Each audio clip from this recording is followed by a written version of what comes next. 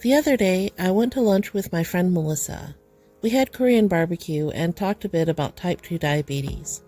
She's been diagnosed with it for over 20 years, and I know we had a lot of common questions. So in this video, let's hear what Melissa has to say about some things like continuous glucose monitors, Lantus, and diabetes in general. Her daughter Dee came to lunch too, and you'll hear from her as well. I apologize in advance for the noise in the restaurant. It was really busy on a Saturday. One of my first questions was about diabetes education. Now, Melissa had gone to the initial sessions a long time ago when she was first diagnosed, but recently went through them again. So the diabetes education I had to have, it was a requirement in order to get my continuous glucose monitor. So they made us sit for, I think it was 2 or 3 hours with a nutritionist / dietitian. And then again, a second time we had to do that as well. And it was during that second session that I found out that people with diabetes, we're missing something. I don't remember the exact words that were used, but there's something that's not clicking in our brains to tell us that we're full, which is why a lot of times it's very easy for us to overeat and not realizing that we do actually overeat.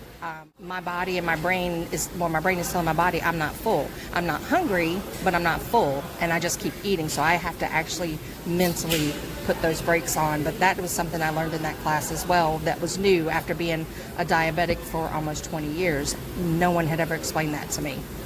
To give you an idea of just how complicated diabetes medication can get, I asked Melissa to give us a brief rundown on her meds. Keep in mind, she's much smaller than Foodie and has been managing her diabetes for over 20 years. Initially, my endocrinologist started me off on, and I've been with probably 3 different ones through the years, but initially I was put on metformin, then it was changed to metformin extended release, which is what I'm on now. I have to remember, I've been on Janumit before and was taken off. There was another one that I was on and was taken off of, but currently I do metformin XR, I do Jardiance, and I just drew a blank on the other one. I know there's 3. I'm also on 3 injectables. Oh no, I'm sorry, 2 orals, 3 injectables. So I take Trulicity once a week. I take the Lantus insulin every night. And then I have the Novolog fast-acting insulin that is before every meal. And that's just kind of where, my endocrinologist through the years, it's where they've put me. And for me, it's not a weight thing. For me, it's genetics. I have family members, type 1 and type 2. So I'm just kind of genetically screwed. Yay me. So even when I lost, I think you remember, I lost like 30 or 40 pounds and my numbers didn't budge. And my medicines actually increased because it's just, for me, it's just the genetics and whatnot. So for the longest time, there was the threat of being put on insulin that scared me to death. And I was like, oh, okay, well, I'll lose this weight or I'll do whatever. And it didn't matter. I lost the weight and I was still put on insulin. So everybody's different. So for people that say, oh, just lose weight and just do this or just do that, that's not always easy for everybody. And that's not always the solution for everybody, and I'm a prime example of that. I could lose another 40 pounds and I'm still going to be on insulin because I am just genetically, predisposed to being diabetic, unfortunately. So another question people were confused about is the dosing of Lantus. Now I know you're on Lantus as well. Can you tell me a little bit more about it, like the type of insulin it is and how your doctor adjusts your amount that you take? Yeah, so the Lantus is one of 3 injectables that I take. The Lantus is insulin that I take at night before bedtime. The amounts, the units that I take are adjusted by my endocrinologist. So when I see her every 3 months, she looks at the readings from my glucose monitor, which she gets alerts for, so she can pull it up and see all of my readings for those past 3 months, and as well as my average A1C based off of my monitor, and also the results from my blood work, my fasting labs. And then she will adjust my evening units or my Lantus units based on those numbers. So it's not weight-based, right? It's based on your numbers.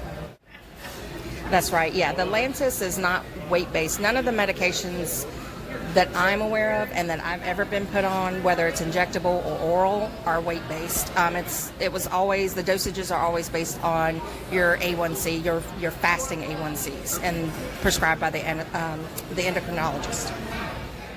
So Dee, you mentioned that your mom was having issues the other day, and you knew from your own experience that she should go to the hospital. What sorts of things tipped you off that your mom wasn't doing so well? I think this is kind of a hard one, but I believe it's honestly started when she said that she almost felt like she was having heart palpitations, and that she felt like her chest was going to explode almost. So at first I thought it might have been a blood pressure issue, but I felt like it could have been a little bit deeper than that. So I kind of pushed her and I was like, I'm as a lifeguard, I really think you should go to the hospital because it could be something to do with you being diabetic.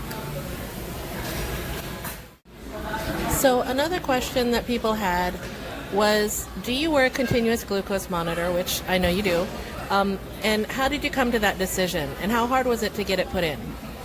So the decision for me to go with the continuous glucose monitor was really easy. I was notorious for never checking my my blood sugar because I was constantly having to prick my fingers, and I didn't like it. So because I didn't like doing it, several times a day, then I stopped doing it altogether, which wasn't good either because I didn't have answers to questions. So when I went to see my endocrinologist and she's like, "What have your sugars been like?" I had to look sheepish and say, "I don't know," because I got tired of pricking my fingers. And so I had been looking at the continuous glucose monitors and asked her about it, and she said that was an option to go with if I wanted to. So unfortunately it wasn't covered 100% by my insurance, so I did have to go outside of how I normally get my prescriptions and order it myself. But to me it's been a lifesaver. So let's finish up and ask if either of you have anything else you'd like to say to people, maybe words of wisdom or words of caution.